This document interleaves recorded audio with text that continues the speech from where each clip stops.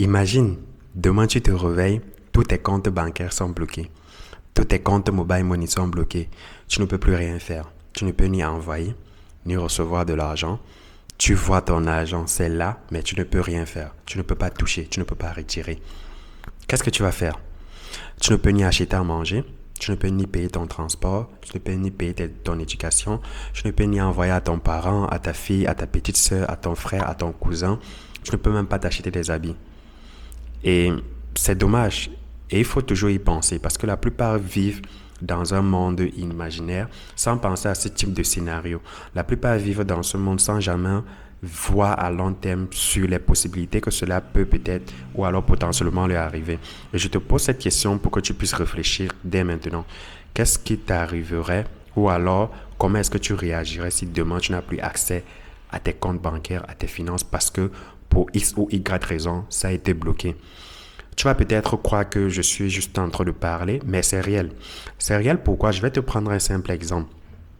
Le 19 novembre 2024, au Burkina Faso, le ministre des Finances a signé un arrêté pour pouvoir interdire ou alors geler les fonds de certaines personnalités publiques, politiques, des personnes même physiques et même certaines entreprises morales. Et ça, c'est pour te faire comprendre que quoi, du jour au lendemain, il y a une lettre d'une personne, d'un gouvernement qui peut tomber et on te bloque tes comptes, on te bloque tes avoirs, on te bloque tes mobile money. Peut-être tu n'as pas de compte bancaire, mais tu as de mobile money. Le mobile money Orange, MTN, Wave, c'est une façon d'avoir un compte bancaire. Mais imagine, du jour au lendemain, on te bloque ça. Tu peux consulter, tu vas voir ton solde, tu vas voir, tu as de l'argent, oui, mais ça ne t'appartient réellement plus, puisque tu ne peux plus avoir accès, tu ne peux plus retirer, tu ne peux plus envoyer, tu ne peux plus le déplacer, tu ne peux plus même recevoir. C'est ça qu'on appelle geler les avoirs. C'est ça qu'on appelle parfois bloquer les fonds. Et l'État a la possibilité de le faire. Ta banque a la possibilité de le faire. Donc, les propriétaires de ton compte mobile money ont la possibilité de le faire. Imagine les gens qui sont au Burkina. Un jour, du jour au lendemain, tu te lèves comme ça, en tant que peut-être premier ministre, je sais pas, ou même, disons même n'importe quoi, en tant que simple citoyen qui est peut-être lié de façon directe ou indirecte à une personnalité qui a eu cet impact-là et que de façon indirecte, ça t'a aussi impacté. Qu'est-ce que tu vas faire? Ou alors, il y a une situation politique dans ton pays qui fait en sorte que de façon indirecte, ça t'impacte. Qu'est-ce que tu vas faire? Je prends un exemple. Actuellement, l'Union européenne a mis un truc sur la Côte d'Ivoire. La Côte d'Ivoire apparaît dans la liste noire des pays, en fait, pour le blanchiment d'argent. Ça veut dire que là, ils sont vraiment sur la liste noire. S'il y a un petit truc, on t'accuse directement du blanchiment de capitaux et tu peux aller potentiellement en prison, faire des années. Donc, imagine maintenant l'Union européenne décrète un truc ou alors signe un arrêté qui fait en sorte que on gèle tous les comptes des personnes résidant en Côte d'Ivoire parce que c'est possible. On peut peut-être suspecter tout le monde de blanchisseur d'argent. Imagine, on fait un truc pareil et qu'on gèle le compte de tout le monde. Qu'est-ce que tu vas faire? Je t'invite vraiment à poser et à réfléchir normalement parce que c'est ce qu'on s'est dit. Ça peut se passer ailleurs ou alors ça se passe ailleurs ou alors ça se passe chez d'autres personnes. Mais chez nous, ça ne peut pas arriver. Mais ça peut potentiellement arriver chez vous. Et lorsque tu commences à réfléchir ainsi, ton cerveau commence à switcher, à te demander quelles sont les différentes possibilités qu'on a pour pouvoir potentiellement protéger notre argent ou alors même être notre propre banque. Donc, c'est la question que tu dois te poser. Tu dois te dire, OK, si le scénario là arrive, qu'est-ce que je dois faire maintenant pour être ma propre banque ou alors même pour protéger mes avoirs de sorte que même si l'État bloque mes comptes bancaires, même si une personne centrale bloque mes avoirs, Wave bloque, Orange bloque, MTN bloque, je peux toujours être à mesure de dépenser ce que j'ai parce que je suis ma propre banque. Et c'est là où intervient un truc magnifique qui a été inventé dans les années 2009, 2008, 2009, qui s'appelle le Bitcoin. La plupart des gens pensent que le Bitcoin, c'est juste quelque chose de spéculatif pour gagner de l'argent, devenir riche par rapport à ce que vos influenceurs vous racontent sur les réseaux sociaux. Mais Bitcoin va plus au-delà. Bitcoin, c'est une monnaie numérique, pour ceux qui ne le savent pas. C'est une monnaie numérique qui a été inventée pour pouvoir résoudre ce problème d'intermédiation-là. Ça veut dire quoi? Ça veut dire que Bitcoin est venu casser cette capacité que les gouvernements ont ou alors les banques ont à être au milieu des personnes lors des transferts et de permettre que désormais Boari peut envoyer de l'argent, peut te transférer de la valeur sans passer nécessairement par un intermédiaire. Parce que le problème lorsque tu transites par un intermédiaire, c'est que si l'intermédiaire là se fâche, il ne fait plus transférer ton argent. Lorsque tu envoies l'argent de Wave à quelqu'un, ou alors de Orange à quelqu'un, ou alors de ta banque vers une autre personne, si ta banque se fâche, si Wave se fâche, si Orange se fâche, il peut quasiment bloquer la transaction et la personne ne va pas recevoir. Donc Bitcoin est venu casser ça pour remettre la souveraineté vraiment et mettre tout le monde au contrôle de son propre argent. C'est pour ça qu'on appelle généralement Bitcoin une nouvelle forme de banque. Bitcoin te remet la capacité de pouvoir être ta propre banque. Ce qui fait que si demain, il y a ce type de situation qui arrive, tu auras la possibilité de posséder encore tes avoirs parce que tu es ton propre banquier. Donc, je m'explique simplement. Là, je ne te parle pas de Bitcoin sur le volet faire fois 1000, devenir riche rapidement, aller à Bali, aller à Dubaï. Non, je te parle de Bitcoin réellement sur son utilité. Ça veut dire que c'est un moyen par lequel tu peux également faire de l'épargne, mettre de l'argent de côté en ayant le contrôle total. Parce que ton argent qui est en banque actuellement, ton argent, je ne dis pas que les banques sont mauvaises, jamais. Moi-même, j'en utilise jusqu'à présent. Je ne dis pas que les mobile money sont mauvais. Non, moi-même, j'en utilise dans la vie de chaque jour. Mais je dis juste qu'il faut toujours prévoir au cas où on ne sait jamais. Il faut toujours prévoir. Des scénarios pareils, ça peut arriver à tout le monde, à n'importe quand, n'importe quel moment. Donc, Bitcoin, je te parle beaucoup plus là de vraiment cette capacité qui te remet entre tes propres mains le contrôle de ta fortune, le contrôle de ton argent, de ton épargne, le contrôle même de tes propres avoirs. Tu ne laisses pas cela en possession d'une personne. Les gens vont se dire, OK, il y a d'autres moyens que Bitcoin de pouvoir posséder peut-être ses avoirs. On va peut-être penser à l'immobilier, on va penser à l'or. Mais posez-vous un instant et vous pouvez vous poser un instant et vous poser la question à savoir, l'immobilier, si aujourd'hui on gèle mes avoirs, et que j'ai par exemple 3 biens immobiliers en Côte d'Ivoire ou 4 biens immobiliers au Sénégal, comment est-ce que je possède pour avoir du liquide là et vivre? Est-ce qu'un bien immobilier, par exemple un immeuble de 3, je vais dire un immeuble de 3 niveaux, tu peux facilement le vendre. Ce n'est pas assez facile. Imagine, même si le prix normal vaut 4 milliards et que tu as des problèmes, tu décides de le mettre sur le marché à 2 milliards, tu n'es pas sûr de trouver rapidement quelqu'un qui va te verser 2 milliards. Et même si la personne te verse 2 milliards, la personne va te dire, donne-moi un compte bancaire où je vais verser cet argent-là.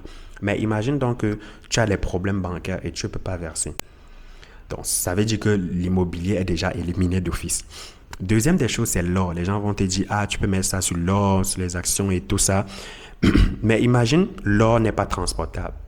Tu as besoin de ton argent là, ou alors tu as besoin de l'argent dans le pays dans lequel tu te trouves. Par exemple, on a gelé tes avoirs quand tu étais en Indonésie, en Afrique du Sud, au Vietnam.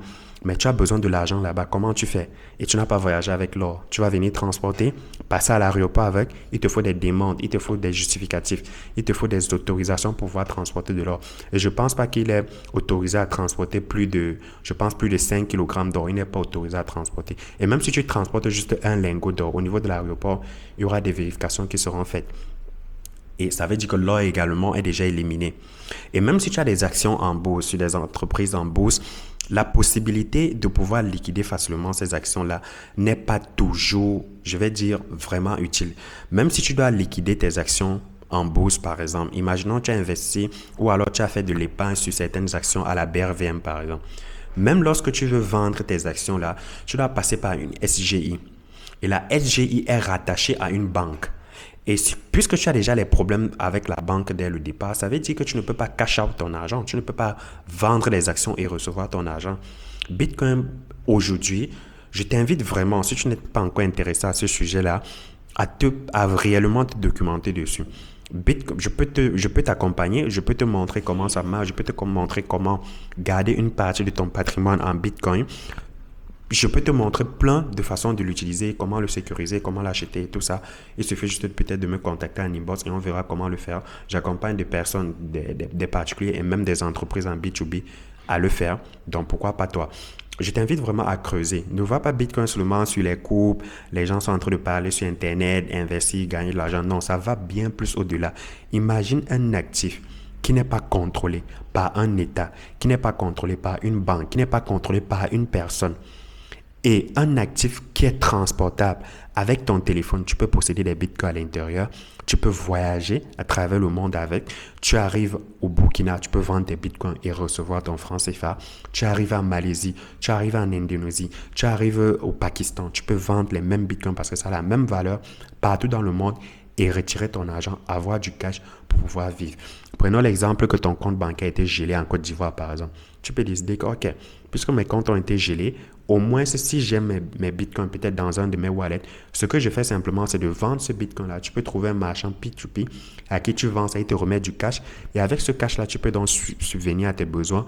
En attendant, par exemple, que tes comptes soient dégelés, au lieu d'aller peut-être faire des prêts, passer par là, à des personnes.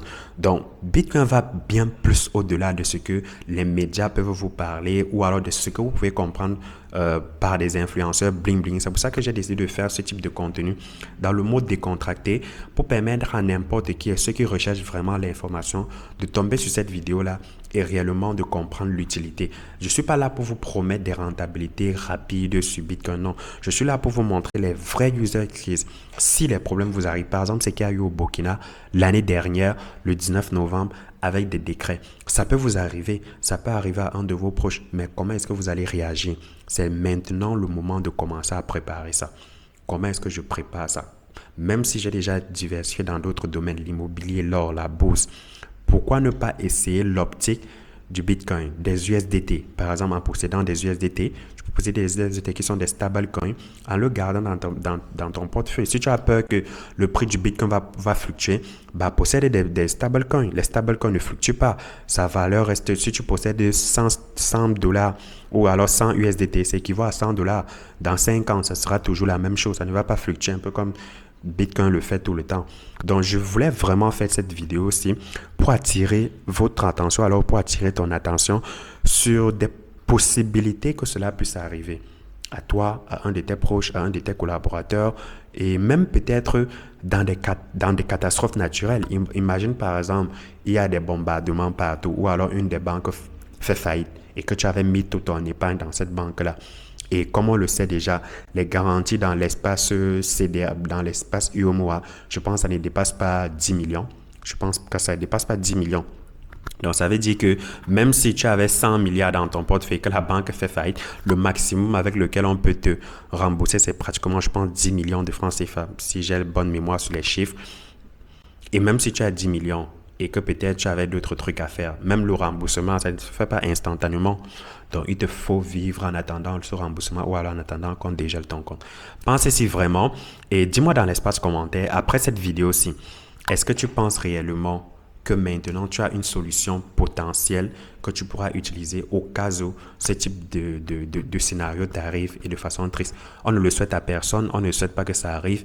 On fait tout pour rester dans la régulation, pour rester conforme parce que s'il n'y avait pas la régulation, bien sûr, ce type de procédure envers des personnes, tout allait aller en couille. Donc, il est très important de respecter la régulation, d'être en étroite relation avec la loi et surtout de vivre bien. Maintenant, il y a des cas de scénario où ça peut arriver indépendamment de notre volonté ou alors on est juste des dommages collatéraux que les autres personnes ont pu faire. Donc, merci d'avoir suivi la vidéo jusqu'à la fin. J'espère vraiment qu'elle t'a apporté le maximum de valeur possible. N'hésite pas à partager la vidéo, à l'enregistrer et surtout, à t'abonner si ce n'est pas encore fait. Lâche-moi un pouce bleu.